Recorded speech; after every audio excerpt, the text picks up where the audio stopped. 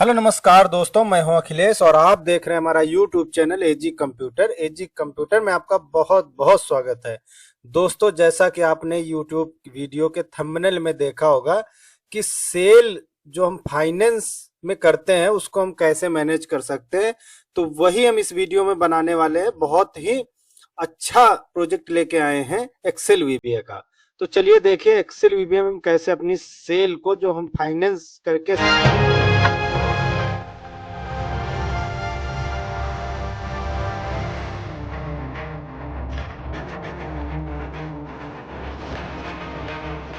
Cell करते हैं उसको कैसे मैनेज करेंगे, है ना, सेल ऑन फाइनेंस को। तो वो समझते हैं हम इस वीडियो में।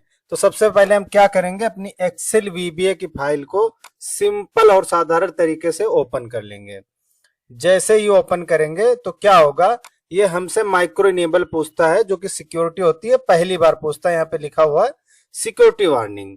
तो चलिए हम इसको कर देते हैं इनेबल। इनेबल करते ही हमारे सामने जो है एक विंडो आ गई, जिसके ऊपर हमने यूजर नेम डालना है और नीचे पासवर्ड डाल के लॉगिन कर देना है, बहुत ही सिंपल तरीके से। जैसे ही लॉगिन करेंगे हमारे सामने एक सिंपल सा लुक, जो सॉफ्टवेयर लुक है, वो ओपन होके आ जाएगा।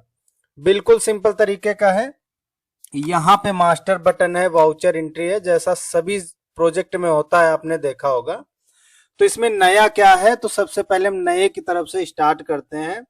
तो हम सेटिंग पे जाते हैं और यहाँ पे आते हैं कॉन्फ़िगरेशन सेटिंग में। कुछ सेटिंग्स होती हैं, यहाँ पर लिखा हुआ है। सबसे बड़ी बात यह है कि अभी तक हमने जितने भी प्रोजेक्ट बनाए हैं उसका जो पीडीएफ का डाटाबेस हमने रखा है, वो रखा है हमने सी ड्राइव में। अब बहुत सारी इंक्वायरी आती है कि सर ये सी ड्राइव से हटा के अगर हम किसी और ड्राइव में रखना चाहें तो उस कंडीशन में दूसरे प्रोजेक्ट पे आप नहीं रख सकते थे। लेकिन हमने काफी अपना स्टडी करके इसमें ये सिस्टम बनाया है कि यहाँ पे लिखा हुआ है PDF and other backup drive, यानी इस ड्राइव पे आप क्लिक करेंगे तो जितनी हमारे कंप्यूटर में ड्राइव होंगी उनकी एक लिस्ट आ जाएगी इस कॉम्बो बॉक्स में। तो जहां पे हमें अपना पीडीएफ का बैकअप रखना है वहां पे हम उसको सिलेक्ट कर लेंगे। अब जैसे यहाँ पे हमने जी ड्राइव सिलेक्ट कर लिया, तो यहाँ से सिंपल हम सेव कर देंगे। आर यू चेंज सेटिंग, तो यहाँ से हमने एस कर दिया, तो अब यहाँ पे देखे बाय डिफॉल्ट जी आ गया। अब इतना ही करने से काम नहीं चलेगा, अभी तो हमने सिर्फ इसको जी ड्राइव किया। इसके आगे लिखा हुआ है अपडेट एंड क्रिएट फोल्डर, यानी जितने भी फोल्डर जरूरत है पीडीएफ रखने के लिए वो सारे क्लिक हेयर से अपडेट हो गए, यानी बन गए हैं फोल्डर, सारे फोल्डर क्रिएट हो गए। तो ये थी हमारी नई चीज।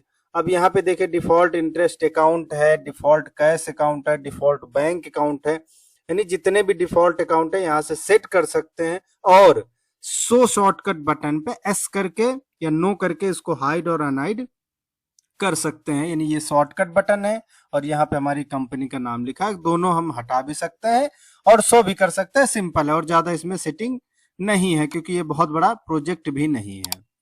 चलिए अब इसमें मास्टर क्रिएशन से स्टार्ट करते हैं। तो सबसे पहले आ जाएगा कंपनी क्रिएशन। यहाँ पे हमने लिख दिया है एजी पर्सनल फाइनेंस और बाकी थोड़ी सी जरूरत की अपनी डिटेल्स डाल के सेव कर देंगे। उसके बाद हम बढ़ते हैं अकाउंट क्रिएशन की तरफ। थोड़ा सा ये चेंज होगा बाकी अकाउंट क्रिएशन से। अब इसमें चेंज क्या है, अकाउंट नेम है, सिटी वगैरह आप मैनुअल टाइप करेंगे, कोई लिस्ट नहीं खुलेगी इसमें, है ना। उसके बाद यहाँ से ऑक्यूपेशन है कि बंदा क्या करता है जिसको हम लोन दे रहे हैं। तो इस बार चलिए हम एक लोन आपको करके दिखा रहे हैं, तो उसमें हम सबसे पहले डाल दिया पंकज कुमार। उसके बाद अकाउंट टाइप की बात करें तो देखिए ये विंडो अभी छोटी है, लेकिन जैसे ही इसके ऊपर हम कस्टमर सिलेक्ट करेंगे इसकी विड्थ बढ़ जाएगी। क्यों? क्योंकि अगर कस्टमर है तभी आप उसके यहाँ पे डॉक्यूमेंट्स अपलोड करोगे, है ना, दूसरे अकाउंट की जरूरत नहीं पड़ेगी। अगर यहाँ से कस्टमर की जगह कैश करोगे तो ये फिर से हाइड हो जाएगी, उतनी विड्थ इसकी कम पड़ जाएगी, जो कि सिंपल मेथड है। तो हमने यहाँ से कस्टमर सिलेक्ट कर लिया। अब इसमें एड्रेस 1 है, एड्रेस 2 है, यानी दोनों एड्रेस हम यहाँ पे डाल सकते हैं। तो एड्रेस 1 पे हम डाल देते हैं कानपुर नियर रेलवे स्टेशन, और यहाँ पे लिख देते हैं लखनऊ नियर रेलवे स्टेशन, यानी बंदा रह कहीं रहा है, उसका पुराना एड्रेस कहाँ का, वो सारा यहाँ पे आप इसमें मेंशन कर सकते हैं। पिन कोड की बात करें तो कोई भी अपना पिन कोड डाल दीजिए, स्टेट लिख दीजिए। यहाँ पे दोस्तों आपको फादर्स नेम बहुत जरूरी है डालना। क्यों? क्योंकि सेम नाम तो हो सकता है, सेम नाम और फादर्स नाम से ही ये डुप्लीकेट मैच करेगा। तो पंकज कुमार की जगह लिख दिया हमने के गौतम। उसके बाद ऑक्यूपेशन की जॉब बात करें तो यहाँ से हम लिख देते हैं जॉब या पीवीटी जॉब यानी प्राइवेट जॉब। सैलरी की बात करें तो यहाँ पे हम सैलरी मेंशन कर सकते हैं, आप इसमें कुछ आगे लिख भी सकते हैं, है ना। फादर्स मोबाइल नंबर, अब कह रहा पिताजी का मोबाइल नंबर अगर है कोई तो यहाँ पे आप डाल सकते हैं, ठीक है। उसके बाद कह रहा ऑफिस एड्रेस, अगर आप प्राइवेट जॉब करते तो आपका ऑफिस कहीं पर होगा, है ना, तो उसका यहाँ पे आप मेंशन कर सकते हैं। तो हमने इसमें उन्नाव डाल दिया। अब इसमें कह रहा है पैन नंबर, तो पैन नंबर की जगह आप कुछ भी डाल दिए, हम जैसे डाल देते हैं ABC 123, है ना, ये कोई पैन नंबर तो है नहीं। अब उसके बाद हम आगे बढ़े, इसमें कह रहा है आधार कार्ड नंबर चाहिए, तो हमने 123 डाल दिया, है ना। आप अपना पूरा आधार कार्ड डालेंगे। यहाँ पे हम अपना मोबाइल नंबर डाल देते हैं। फोन नंबर मांग रहा है क्योंकि कोई एक्स्ट्रा अगर नंबर है तो वो डाल सकते हैं, अभी हमारे पास है नहीं, या यहाँ से हम कोई भी इसमें मेंशन कर देते हैं। अब कांटेक्ट पर्सन करा, अगर फोन करें तो हम किसके पास करें, कोई और अदर पर्सन है तो उसका नाम हम यहाँ से लिख देते हैं अभिषेक। ईमेल आईडी हमारी पूछ रहा है तो हमने लिख दिया agcomputer.info@gmail.com। अब कह रहे क्रेडिट लिमिट कितने तक का हम इसमें उधार दे सकते हैं, तो हमने इसमें लिख दिया 50,000। ओपनिंग बैलेंस है कोई पहले से लेने वाला, जब तक ये सॉफ्टवेयर नहीं था उसके पहले का, तो यहाँ पे आप डाल सकते हैं। रिफर्ड बाय मतलब जो गारंटी ले रहा है या ठेका ले रहा है, उसमें हम नाम लिख देते हैं इसमें सुनील कुमार। उसके बाद गारंटर डिटेल, यानी रिफर्ड बाय अलग है, गारंटर डिटेल अलग है, या दोनों में आप सेम नेम डाल सकते हैं, सुनील कुमार, है ना। उसका एड्रेस, उसका मोबाइल नंबर एक ही कॉलम में आ जाएगा। पहले का कोई बैलेंस होगा तो यहाँ पे आपको सर्च करने के बाद दिखाई देगा। अच्छा, इसमें लिखा दिया हमने ग्रेस पीरियड, इस पे लिखा है 0 डेज 1 2 3 4 5, आप इसको चेंज भी कर सकते हैं। यानी ग्रेस डेज का मतलब ये होता है कि अगर EMI देने में कितने दिन लेट हो जाएगी तो छूट मिलेगी। हमने अगर 0 दिन कर दिया तो कोई छूट नहीं है ना। और पर डे पेनाल्टी कितनी लगेगी, 100 रुपए हमने कह दिया लगेगी, तो ठीक है। या अदर कोई कांटेक्ट नंबर है तो यहाँ पे आप डाल सकते हैं, नहीं तो इसको ब्लैंक छोड़ सकते हैं। अब आता है बात डॉक्यूमेंट अपलोड की, तो यहाँ से हम कस्टमर की फोटो, अब इसको हम ब्लर कर देंगे ताकि आपको ये दिखे ना, और उसमें यूट्यूब के हमें कोई प्रॉब्लम ना आए, है ना। तो वो चीज हम इसमें कर देंगे। तो यहाँ से जैसे हम यहाँ पे एक फोटो अपलोड कर लेते हैं, तो ये फोटो अपलोड हो गई। यहाँ पे डॉक्यूमेंट का यहाँ पे आप अपडेट कर सकते हैं बड़ी आसान तरीके से, है ना। तो यहाँ पे बस क्लिक करना है तो वो चीज अपने आप अपलोड हो जाएगी, कोई बड़ी बात नहीं है। नीचे बटन, कमांड बटन से भी आप बहुत आसान तरीके से कर सकते हैं। तो ये चीजें हमने यहाँ से अपलोड कर लिया है। सिंपल तरीके से यहाँ से सेव बटन पे क्लिक करेंगे तो हमारी पार्टी का डाटा सेव हो जाएगा। सेव होने के बाद हम क्या करेंगे, यहाँ पे सेव डाटाबेस की बटन लगी है, उसको भी हम एक बार प्रेस कर देंगे ताकि हमारी एक्सेल सीट भी साथ के साथ सेव हो जाए, है ना। अब क्या करेंगे, अकाउंट क्रिएशन में दोबारा आएंगे। अब हमें कोई नाम सर्च करना है, नीचे लोकेट बटन लगी है, इसमें सारी कस्टमर आ जाएंगे। अब आप party name, city, station, mobile number, pan number, GST number से आप इसको सर्च कर सकते हैं, है ना। तो अब यहाँ पे हमने जैसे यहाँ पे एक पंकज का बनाया, तो ये पंकज पे अगर डबल क्लिक करेंगे तो सारी डिटेल भर जाएगी। आप यहाँ से बड़ी आसान तरीके से पिक्चर चेंज कर सकते हैं, मोबाइल नंबर अपडेट कर सकते हैं, जो भी इसमें करना चाहे कर सकते हैं, डिलीट भी कर सकते हैं, है ना। यहाँ अपडेट बटन लगी है तो अपडेट कर सकते हैं। तो इस तरह से अकाउंट क्रिएट करने में कोई दिक्कत नहीं आएगी, बहुत शानदार है सिस्टम। यहाँ पे आपके सारे डॉक्यूमेंट यहाँ पे दिख जाएंगे जो अपलोड किए हैं, है ना। उसके बाद क्या होगा, अब हम इसमें है आइटम क्रिएशन। अब हम जो कुछ आइटम यहाँ से किस्त पर बेच रहे हैं, सीधी बात कहें सिंपल साधारण शब्दों में, तो हम किस्त पर सामान को अगर बेच रहे हैं, एक तो होता है थर्ड पार्टी द्वारा बेचना, जैसे अपना कोई रिलायंस हो गया, कोई अलग से जो वो करते हैं फाइनेंस, वो अलग हो गई कंपनी, है ना। और ये क्या है, हमारा पर्सनल है कि भाई कोई है नहीं बीच में, हम खुद डायरेक्ट बेच रहे हैं, उसी पे अपना जो है इंटरेस्ट वगैरह ले रहे हैं। तो सबसे पहले आपको आइटम जो बेच रहे हैं उसकी लिस्ट बनानी पड़ेगी, सिंपल है ना। तो जैसे यहाँ पे स्मार्टफोन है, 5G है, यहाँ पे वॉशिंग मशीन है, रेफ्रिजरेटर है, तो ये अलग अलग चीजें आप यहाँ से बना सकते हैं। तो ये 3 हो गए मास्टर, है ना, कंपनी, अकाउंट और आइटम। सिंपल है जो कि बिल्कुल सही है। उसके बाद हम बात करते हैं वाउचर एंट्री की। 2 वाउचर इसमें हमने लगाए हैं, एक आता है लोन एप्लीकेशन पे। अच्छा, बहुत लोगों का डाउट ये होता है कि पहले हम कस्टमर की डिटेल डालें, फिर लोन एप्लीकेशन भरें। तो ये थोड़ा सा उनको लंबा लगता है, लेकिन बात वही है, अगर हम इसी फॉर्म के ऊपर वो जोड़ देंगे तो बहुत ज्यादा होच पोच हो जाएगा, है ना। इसलिए वो अलग है, डिटेल एक बार भर लो, मास्टर बन गया। आप चाहे 2 बार लोन दो, चाहे 3 बार लोन दो, है ना। अब क्या है, अब कस्टमर सिलेक्ट करना है। तो यहाँ पे देखिए एक सर्च वाली बटन लगी है, तो सर्च बटन दबाएंगे। अब पंकज को लोन देना है, क्योंकि इसका हमने अकाउंट बनाया, तो इस पे डबल क्लिक करेंगे तो डिटेल भर जाएगी, उसकी फोटो दिख जाएगी आपको, है ना। अब यहाँ से इनवॉइस नंबर, अगर मान लो मोबाइल लिया है तो उसका इनवॉइस नंबर, बिल का इनवॉइस नंबर होगा, या नहीं जनरेट किया तो एनए लिख दो, सिंपल है। तो हमने लिख दिया 1/2। अब डेट कह रहा है इनवॉइस डेट, तो हम चलिए आज ही की डेट डाल देते हैं इसमें, है ना। अब कह रहा है आइटम नेम सिलेक्ट करो, तो हमने इसमें स्मार्टफोन लिख दिया। अब क्या ब्रांड नेम, हमने वीवो लिख दिया। मॉडल नंबर Y31 लिख दिया। कलर या वेरिएंट, तो हमने वाइट लिख दिया। और 4 GB या 8 GB 128 GB, ये हमने वेरिएंट लिख दिया। अब IMEI नंबर कह रहा है, तो हमने ऐसे ही 1 2 3 डाल दिया है, 4 5 6 आप चाहें तो इसमें। अच्छा, अब मान लो मोबाइल है तो उसका EMI नंबर होगा IMEI नंबर, लेकिन अगर मोबाइल नहीं है तो दूसरा कुछ है तो उसका कोई सीरियल नंबर होगा, तो आप वहां से डाल सकते हैं। आगे बढ़े तो अब मेन जगह पे आ गए, ये है सेल अमाउंट, यानी कितने का सेल किया। तो हमने कह दिया इसको, हमने 28,000 का सेल किया। अब सेल किया 28,000 का, तो उसमें आपको डाउन पेमेंट अगर मिली है तो डाल दीजिए, नहीं तो 0 डाल दीजिए। तो अभी हमने कहा 3,000 रुपए हमें मिले हैं, तो कितने का फाइनेंस अमाउंट हो गई, 25,000, है ना। अब इंटरेस्ट टाइप क्या है, मंथली है कि वीकली है, या फ्लैट है, या 0 है, अलग अलग आप सिलेक्ट करके देखिए, सब में कैलकुलेशन चेंज होगी, है ना। अब कितने दिन का लोन दे रहे हैं, तो यहाँ से हमने लिख दिया 6 मंथ का, इधर मंथ लिखा हुआ है, मंथ है, डे है, वीक है। अभी हम मंथ से आपको समझाते हैं, है ना। आप कह रहे हैं इंटरेस्ट कितने %, हमने कहा 10%, तो 10% पे तो 714 ही रुपए हो रहे हैं, है ना, 6 महीने के। अगर हम डे वाइज करते, यहाँ से सॉरी यहाँ से फ्लैट लगाते हैं और यहीं से मंथ लगाते हैं, तब 10 अगर हम लिखेंगे तो फ्लैट 2500 रुपए इसका बनेगा। आप कैलकुलेशन करके देखना, ऐसे ही आएगा। यह सिंपल साधारण में ऐसा भी होता है, क्योंकि 25,000 तो फाइनेंस अमाउंट है, हमने कहा भाई हम 6 महीने के लिए दे रहे हैं और 3,000 रुपए आपसे लेंगे हम अलग से। तब कितने को हो गया फाइनेंस अमाउंट नेट, 28,000 का, यानी 28 था, जो 3,000 हम एक्स्ट्रा ले रहे हैं, डाउन पेमेंट जो ले रहे हैं वो, मतलब यहाँ पे वैसे ही कैलकुलेशन बन गई कि 28,000 के, हमने कह दिया भाई हम 2,000 ले रहे हैं, तो कितने का हो गया, 27,000 का हो गया। अब फाइनेंस अमाउंट कितनी है, 27,000 रुपए।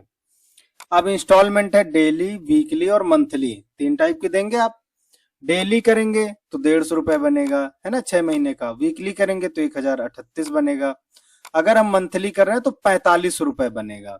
आप कैलकुलेशन करके यहाँ से कैलकुलेटर से देखिए, 27,000 डिवाइडेड बाई 6, तो 4500 आ गया, है ना। अच्छा, EMI बन गई, सिंपल है। अच्छा, जो डाउन पेमेंट दी है वो कैसे दी है, कैश, बैंक या UPI से, हमने कहा कैश दी है। उसका कोई UTR नंबर तो कैश में तो होता नहीं है, या किसी बंदे को दिया तो उसका नाम हमने यहाँ पे लिख दिया। कोई नरेशन छोड़ना है तो NA कर दिया, नॉट अवेलेबल। तो ये चीजें हमारी सारी बन गया। अब ये फॉर्म भर के कितना समय लगा, है ना। तो उसके बाद हमने क्या किया, यहाँ सिंपल तरीके से सेव बटन पे क्लिक कर दिया। अब देखिए यहाँ से क्या होगा, सेव हो जाएगा, है ना। सेव होने के बाद हमने सबसे पहले क्या किया, सेव डाटाबेस में जाके एक बार पक्की तरीके से अपनी एक्सेल की सीट को सेव कर दिया। वापिस आ गए हम लोन पे, यही तो थे। अब हमको पुराना लोन देखना है, तो यहाँ पे सर्च है, लोन नंबर डाल के सर्च कर लो। अब लोन नंबर नहीं याद है तो यहाँ पे लोकेट बटन दबा दो, जितने लोन किए हैं सारे आ जाएंगे। ये चौथा लोन था, 3 और किए हैं आपने, है ना। तो अब इस लोन पे डबल क्लिक करेंगे तो सारी डिटेल फिर से भर जाएगी, ज्यादा मेहनत करने की जरूरत नहीं है, लोन नंबर याद हो या ना याद हो। अब यहाँ पे देखिए, यहाँ पे लिखा हुआ है एक्टिव, इसका भी मतलब हम बताते हैं। एक्टिव लिखा रहेगा यानी लोन चालू, अगर हो गया तो यहाँ पे कंप्लीट लिख जाएगा ऑटोमेटिक। अब उसके बाद क्या है कि मान लो ये फोटो वाला, कहाँ आप फोटो लगाते फिरेंगे, उसके लिए यहाँ पे एक PDF बटन है, या प्रिंट भी कर सकते हो। तो हमने PDF बटन पे क्लिक किया तो एक खूबसूरत सा हमने यहाँ पे डिजाइन किया है फॉर्मेट, ये अपना एक्नॉलेजमेंट फॉर्म। इसको क्या है, इसमें सारी डिटेल है ना, कब कितनी EMI क्या है, सब इसमें आ जाएगी। टर्म्स एंड कंडीशन आप टाइप कर सकते हैं, इसको अपनी फाइल पे लगा सकते हैं, चाहो तो कस्टमर को भी दे सकते हो, है ना। तो ये चीज है, डिलीट भी कर सकते हो, अपडेट भी कर सकते हो। तो ये चीज बहुत ही आसान तरीके से सारा कुछ हो गया इसमें। अब बढ़ते हैं हम इसके अगली तरफ। अब आपने लोन तो दे दिया है, तो क्या होगा, रिसीव्ड ईएमआई भी तो करोगे, है ना, या अब इसको भी छोड़ देते हैं। अब आते हैं हम रिपोर्ट पे। रिपोर्ट पे सबसे पहले लगाया हुआ लोन समरी, वही लोन समरी जो वहां से खुल रही थी। सिंपल तरीके से इसकी पीडीएफ बन जाएगी, है ना, सर्च भी कर सकते हैं कितने लोन दिए हैं। सेकंड आता है ईएमआई कैलेंडर। चलो अभी चौथा था पंकज का, चौथा 4 नंबर देखिए, यहाँ पे 4 लिखना है, डिटेल भर जाएगी। यहाँ तो आपको लोन नंबर याद रखना पड़ेगा, या वहां से आप देख सकते हैं ना, याद ही हो जाता है। 4 नंबर पे डबल क्लिक किया, एक्टिव लिखा है, यहाँ पीडीएफ लिखा है, प्रिंट भी कर सकते हैं। जैसे ही पीडीएफ किया, देखिए कितना शानदार सिस्टम इसमें बन के आ गया। ऊपर आपकी कंपनी की डिटेल आएगी, लोन डेट आएगी, अमाउंट आएगी, है ना, लोन नंबर है, यहाँ पे नाम और मोबाइल नंबर है। अब इसमें कब कब, इसमें देखिए ड्यू डेट है, यानी कब कब हमें ईएमआई देनी है। देखिए दोबारा बना लेते हैं, पीडीएफ का फॉल्ट है, अपने आप बंद हो गया है। 14 जून को देना, 14 जुलाई को देना, यानी 14 नवंबर 2026 को लोन खत्म हो जाएगा। 6 रहेंगी, ईएमआई यहाँ पे लिखी हुई है, लोन अमाउंट यहाँ पे लिखा हुआ है, तो सारी कैलकुलेशन इसमें आ गई है ना, कब कब देना है। यानी 14 जून को हमें वो लेनी है, ईएमआई लेनी है। उसके बाद यहाँ पे ईएमआई पेमेंट भी है, यानी आप इसमें देखो फर्क है, 4 लिखा है और इसका पीडीएफ बनाया, तो देखो क्या है, सबसे बड़ी बात यह है, अगर उसको देखना, देखो सारी ड्यू है, कोई पेमेंट अभी आई नहीं है ना, 14 जून 14 जुलाई सब में ड्यू दिखा रहा है, यानी पेमेंट स्टेटस भी आएगा, है ना। अब चलिए, अब यहां से हम कर लेते हैं, ये देखिए, तो अब 14 जून, अब यहाँ पे पहले लोन नंबर लिखते हैं 4, तो सारी डिटेल आ गई। अब यहाँ पे लिखते हैं 14/6/2026, है ना, तो ये लिख दिया। अगर अब यहाँ से हम सिंपल कैश या बैंक, यहाँ से आप अकाउंट लिख सकते हैं, कैश में लेना कि किसी बैंक में लेना, सारे अकाउंट आ जाएंगे, है ना, ये नहीं चेंज होगा क्योंकि ये फिक्स है। अब 4500 की ईएमआई बनी थी, तो 4500 आ गया। टोटल ईएमआई 6 है, पे ईएमआई 1 है, बैलेंस 5 नहीं, एक जो अभी हम करने जा रहे हैं वो है, ठीक है। और न्यू बैलेंस कितना बचेगा ये। अच्छा, अब एक चीज देखो, अब 14 की जगह हम यहाँ पे डाल देते हैं 15। 15 डालते ही क्या हुआ, यहाँ पे लिख के आ गया EMI late by 1 day, charges per day 100 rupees, और लेट चार्जेस में 100 रुपए अपने आप आ गया। चलिए 15 को हम कर देते हैं 16, तो क्या हो गया, 200 आ गया। यानी लेट चार्जेस भी यहाँ पे आपका सिस्टम अपने आप ऑटोमेटिक कर देगा जैसे ही लेट होगी। और वहां पे अगर आप डालेंगे कि भाई हम 2 दिन की छूट दे रहे हैं, तो 2 दिन को माइनस करके बाकी दिन का वो लेट चार्जेस ले लेगा। सिंपल तरीके से हमने सिस्टम बनाया, तो अभी हम लेट चार्जेस लेके चलेंगे। अब क्या कर देते हैं, हम ईएमआई को सेव कर देते हैं। अच्छा, सेव किया तो बदले में आप कस्टमर को कुछ देंगे भी, है ना, उसके लिए यहाँ से आप पीडीएफ पे क्लिक करोगे सर्च करके, तो ये बहुत अच्छा फॉर्मेट बनेगा ईएमआई रेसिप्ट का। इसमें सब कुछ है, 6 ईएमआई, 1 पे 5 बैलेंस, टोटल बैलेंस, सारा कुछ इसमें सिस्टम आ गया समझ में, ठीक है। इतना तो हो गया डन। चलो अब हम चलते हैं एक बार रिपोर्ट में और पे ईएमआई पेमेंट पे, तो 4 पे आए और इसका पीडीएफ बना लिया, ठीक है। पीडीएफ ओपन होने दीजिए। अब इसमें देखिए क्या लिख के आ रहा है, जो ये 14 जून वाली है, इसमें देखिए लिख के आ रहा है पेड, यानी आप कस्टमर को दे सकते हैं भाई ये पेड है आपकी, बाकी तो ड्यू है, तो वो चीज आप यहाँ पे दे सकते हैं कस्टमर को। ये बहुत अच्छा सिस्टम है ना। तो आपको ईएमआई लोन करना आ गया, ईएमआई रिसीव करना आ गया, है ना। अकाउंटिंग में क्या है, अकाउंट स्टेटमेंट और डेटर लिस्ट है। अब अकाउंट स्टेटमेंट यहाँ पे पहले लगा लो 27, क्यों, क्योंकि ईएमआई जो है वो लेट तक आएंगी, तो उस हिसाब से डेट का कैलकुलेशन होगा। अब यहाँ पे हम आ गए, यहाँ पे पंकज पे क्लिक करके बाहर आए, उसका सारा हिसाब किताब आ गया। ओपनिंग बैलेंस 0 है, लोन किया 25,000 का, 2,000 हमें उस लगाया अपना क्या है इंटरेस्ट, है ना। तो उसके बाद क्या है, ये यहाँ से क्या आ गया, कैश रिसीव्ड हो गया ईएमआई 1 4500 रुपए की। अब यहाँ पे लेट चार्जेस है, लेकिन लेट चार्जेस डेबिट में भी और क्रेडिट में भी है, क्योंकि हमने जोड़ के उसी समय ले लिया ना उससे, इसलिए तो डेबिट क्रेडिट में रहेगा, वो ऐड नहीं होगा यहाँ से। यही सिस्टम लगा है इसमें। पीडीएफ करेंगे, इसका पूरा का पूरा हिसाब किताब क्या होगा, छप जाएगा, है ना। तो ये चीज, ये पूरा सिस्टम इसमें आ गया। ईएमआई 1 है, सारी डिटेल इसमें आ गई, है ना। उसके बाद डेटा लिस्ट में है भाई, सबका एक साथ आ जाएगा हिसाब किताब, जैसा कि आता है, सिंपल पीडीएफ भी बन जाएगा। रिपोर्ट की बात करें तो हमने 3 रिपोर्ट आपको समझा दी है। चौथी रिपोर्ट है लोन कैलकुलेशन की। अब लोन पे जैसे ही क्लिक किया, आप किस डेट से किस डेट तक कितना लोन दिए हैं, 4, कितना लोन अमाउंट था 73,000, इंटरेस्ट अमाउंट है 7,000, टोटल लोन है इतने कितने का 80,000 रुपए का, है ना, रिसीव्ड। अच्छा, ये ईएमआई नहीं कर रहा, क्यों? क्योंकि ये 5वें महीने में नहीं, 6वें महीने में हुआ है। ये देखो आ गया। लेट फीस 400 रुपए आया है। सारा कुछ इसमें आपको कैलकुलेशन हो जाएगी और इसकी पीडीएफ भी निकल जाएगी कलरफुल। ये देखिए इसमें सारी डिटेल है। तो ये चीज है। उसके बाद ईएमआई समरी भी है। अब अब आपको देखना है कि इस महीने यानी चलो हम इसमें कर लेते हैं, मई का है तो हम जून में कर लेते हैं। भाई जून में किस किस की ईएमआई थी और किसकी नहीं आई है, तो यहाँ से शो करेंगे। तो देखिए इसमें क्या है, Rajkumar paid, AG computer pending, Kuldeep paid, Pankaj के अभी हमने किया है, आपने देखा है। इसमें डिटेल भी आएगी, फादर्स नेम यहाँ से उठा के फोन कर दो। ईएमआई 4500 थी, टोटल ईएमआई 6 थी, है ना। पेड ईएमआई 1 पे हो गई है, पेंडिंग ईएमआई 5 है और स्टेटस क्या है, पेड है इसका जून का। लेकिन अगर यही चीज आप जुलाई पे क्लिक करके यहाँ से शो करोगे तो सब में पेंडिंग आएगी। एक पेड है कुलदीप वाली, है ना। तो ये चीज देखो सब में पेंडिंग है, तो ये चीज इकट्ठा ही आ जाएगा। अब यहाँ से व्हाट्सअप करोगे तो एक छोटा सा मैसेज व्हाट्सअप पे चला जाएगा, वेब व्हाट्सअप पे, और वहां पे आपको बस इंटर करके सेंड करना होगा, पूरा टाइप करके सब कुछ इसमें समरी चली जाएगी। अच्छा, अब आप देखना है फिल्टर लगा के। अब देखो इसमें देखना है कि भाई किसका पेंडिंग है और किसका पेड हो गया, यानी पेड वाला फिल्टर करना तो फिल्टर कर लो, सिर्फ पेड वाला आ जाएगा। रिफ्रेश करोगे तो हट जाएगा सब कुछ, है ना। तो ये चीज बहुत ही अच्छी है, इसमें बहुत काम की चीज है ये, है ना। उसके बाद हमने इसमें एक चीज लगाई है, क्विक रिपोर्ट। यहाँ पे फाइनेंस अमाउंट, इंटरेस्ट अमाउंट, यहाँ से भी एक रिपोर्ट आ जाएगी।